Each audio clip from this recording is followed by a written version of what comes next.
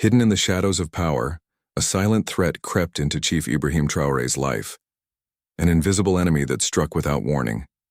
Today, you'll journey with him from the brink of collapse to the triumph of truth and hope, a testament to the human spirit's capacity to endure, to forgive, and to become something greater than what we were. Settle in, for his story unfolds over days of pain and revelation, storms both inside and out, and the quiet courage that turns despair into renewal. It began on an ordinary morning at the edge of the village. The sky was a soft gradient of rose and gold as the first light brushed the cracked walls of Ibrahim's home. Through the slatted wood of his window, the mist clung to the baobabs like clotted tears, their gnarled branches reaching to the sky in silent lament. Beneath them, the earth lay damp, heavy with dew, and the air carried the faint perfume of jasmine and sandalwood incense. Inside, Ibrahim lay still, his chest rising in shallow, labored breaths. A thin sheen of sweat glistened on his forehead. Every inhale felt like swallowing shards of glass, every exhale a battle against an unseen force. On his wrist, a leather-strapped watch stared blankly, its hands forever stopped at 4:17:09, the exact moment the poison began its lethal journey.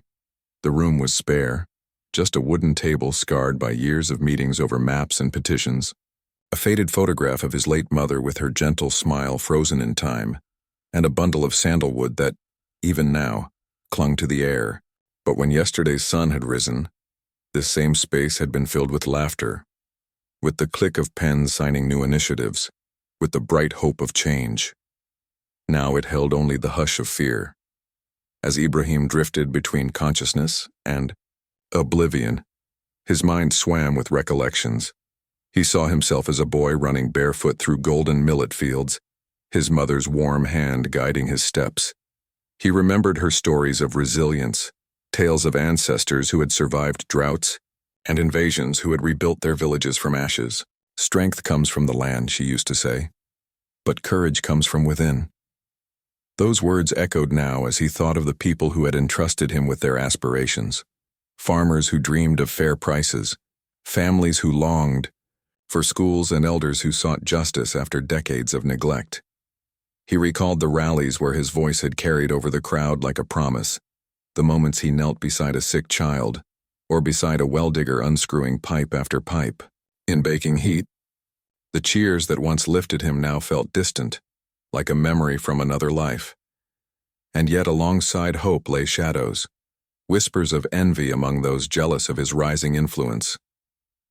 Late-night conversations in hushed tones, glances that lingered, too long half-hidden letters urging caution. Ibrahim had dismissed them as nothing more than politics. Now he wondered if those whispers had carried more venom than the one coursing through his veins. On the dawn of the third day, when his strength faltered and his vision dimmed to flickers, a soft knock at the door stirred the stagnant air. Mariam, his trusted aide, opened it to find a boy no older than 12, draped in a faded tunic, feet hard from miles of walking, holding a small leather pouch and a piece of cloth. "Chief Traoré," the boy said, bowing slightly. "My name is Kofi. I have come to help." Mariam's eyes widened in alarm. No outsider had been permitted near him since the sickness began. An uneasy hush fell between them, but something in Kofi's calm presence moved her to step aside, and she guided him gently inside. With an unspoken nod from Ibrahim, Kofi knelt by the bedside. From the pouch he withdrew handfuls of crushed leaves, roots, and flowers, herbs known to local healers but rare in formal medicine. He mixed them with cooled spring water, chanting words in a dialect older than any hymn. The mixture turned into a soothing paste, which he applied to Ibrahim's temples and wrists. Each touch was deliberate, reverent, as if the boy recognized in Ibrahim not only a leader, but a man on the threshold of destiny. Over the next days, Kofi worked with unwavering determination. He sat by the window each morning, stirring dark teas of bitter bark, guiding Ibrahim's hand to drink. He tied poultices to swollen joints, whispered prayers that felt more like lullabies, and placed cooling cloths on his fevered brow. Mariam watched in awe as Ibrahim's color returned, his breathing eased, and the tightness in his chest loosened. Little by little, life seeped back into him. Yet with each measure of restored strength came a heavier weight of doubt. Late one evening, when the sky had turned the deep purple of bruised fruit and the first drops of rain tapped on the roof, Kofi's voice broke the silence.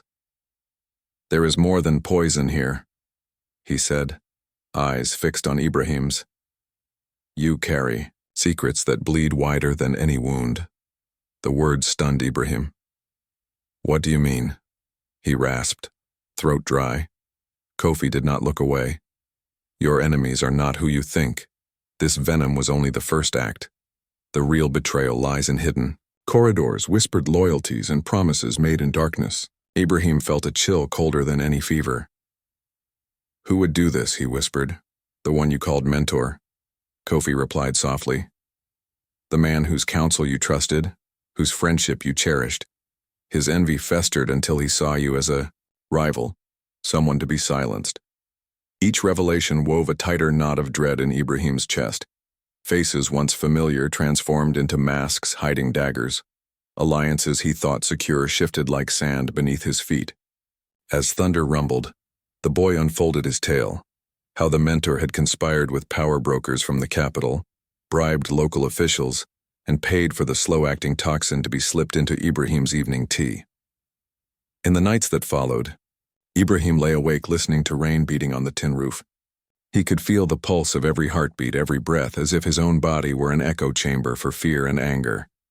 He thought of his mentor's face, once warm with encouragement, later glinting with greed.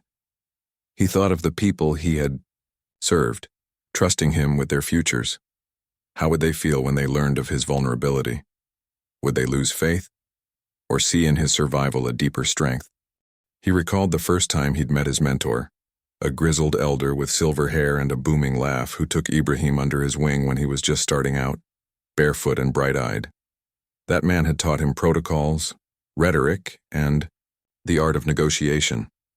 The idea that he could turn on him was inconceivable, and yet here lay the proof, delivered by a boy whose eyes held more clarity than any seasoned diplomat's.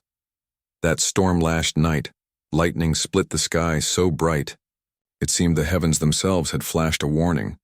Wrapped in a faded robe, Ibrahim rose from his bed, a feat he once thought impossible. With Kofi at his side, he made his way through the courtyard where water pooled at his feet, each step a testament to strength reclaimed. There, beneath the downpour, the traitor waited, tall, stiff, guilt-writ plain in his posture. The wind tugged at his robes. His eyes flicked to the quivering watch on Ibrahim's wrist. Ibrahim's voice cut through the storm's roar. "You believed poison and lies could silence me. You thought betrayal could break my spirit," he said, each word measured and clear. "But truth is stronger than any venom, and forgiveness more powerful than any dagger." The mentor lifted his head as if to respond, but only silence answered. The thunder paused. The rain softened to a lullaby, as if nature held its breath for what came next. By dawn, word of the confrontation had spread through the village. Neighbors peered from windows. Guards escorted the mentor away in silent handcuffs. In a hidden storeroom, Mariam and Kofi uncovered crates of documents, ledgers showing illicit payments, letters arranging bribes, and photographs of clandestine meetings.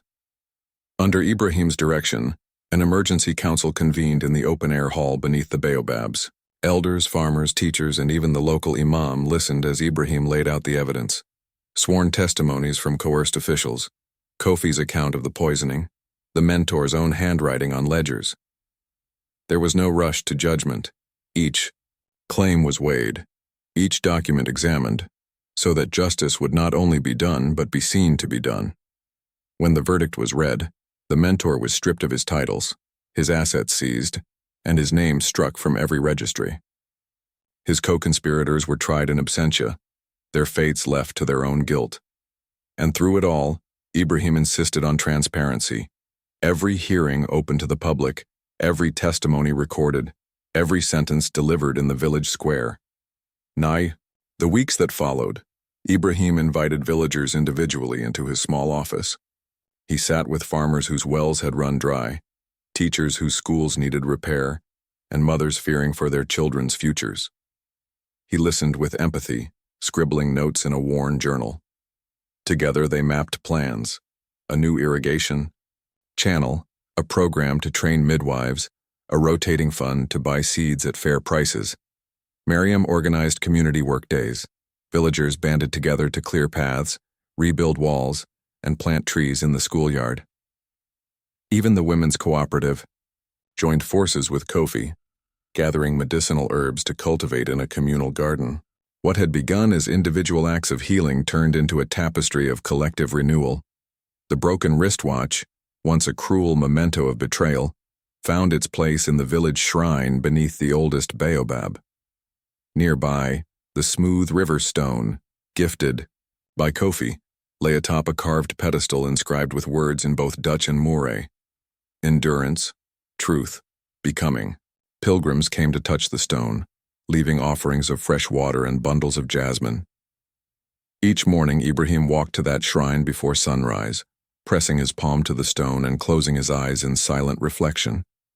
He recalled Kofi's words: "True strength is born when we acknowledge our need for one another." In that moment he felt the collective heartbeat of his people, their hopes intertwined with his own. News of Ibrahim's recovery and the village's transformation spread beyond their borders. Journalists from the capital arrived, cameras rolling, as they recorded the council's open-air sessions and the cooperative's herbal gardens. A documentary crew spent weeks filming the healing process, the trial's transparency, and the communal rebuilding. Their film aired on national television, dubbed "The Chief Who Became." NGOs reached out to Ibrahim, seeking to replicate the model of healer integration in other districts. He declined formal contracts, insisting instead on training local ambassadors to carry the lessons forward. He traveled by ox cart and motorcycle to neighboring villages, speaking under starlit skies, his voice amplifying the idea that leadership is service, and that service must be rooted in accountability. As the rains returned, saturating the parched earth with promise, Kofi prepared to leave. On the night before his departure, lanterns glowed along the path to Ibrahim's home. Villagers gathered in hushed reverence, mothers cradling infants, elders leaning on canes, children wide-eyed in anticipation. Kofi knelt before Ibrahim, pressed the river stone into his hands, and spoke. "Carry this truth forward. Share it with those who lead, that they may lead with courage and compassion." Then, as dawn's first light touched the sky, he slipped away, barefoot into the landscape of millet fields and baobabs he had helped restore. In the months that followed, Ibrahim's letters to his mother's memory grew longer and more introspective. He wrote of nights when doubt returned in quiet whispers, only to be answered by the chorus of birds at dawn. He wrote of walking through the schoolyard, watching children chase each other under the watchful limbs of the baobabs, reminders that life, once fragile, can become boundless. He established the Circle of Stones, a monthly gathering where villagers placed a small stone on a communal cairn whenever they'd spoken truth, shown courage, or forgiven a hurt. Over time, the cairn grew, a monument not so much to past pain but to the ongoing act of becoming better together. Thank you for walking this path with Chief Ibrahim Traoré, from the shadows of betrayal into the light of justice and renewal. His journey reminds us that we all carry poisons in our veins, doubts, regrets, unspoken grudges. But we also carry healers, compassion, courage, and forgiveness. When we let them work, we emerge not just alive but transformed. If this tale has stirred something in your heart, if you believe that truth can overcome betrayal, that vulnerability can birth strength, please subscribe and hit the like button. Share this story with someone who needs the reminder that even our darkest moments can lead to rebirth. Leave a comment below about a time you overcame adversity, and let's build a community of resilience together.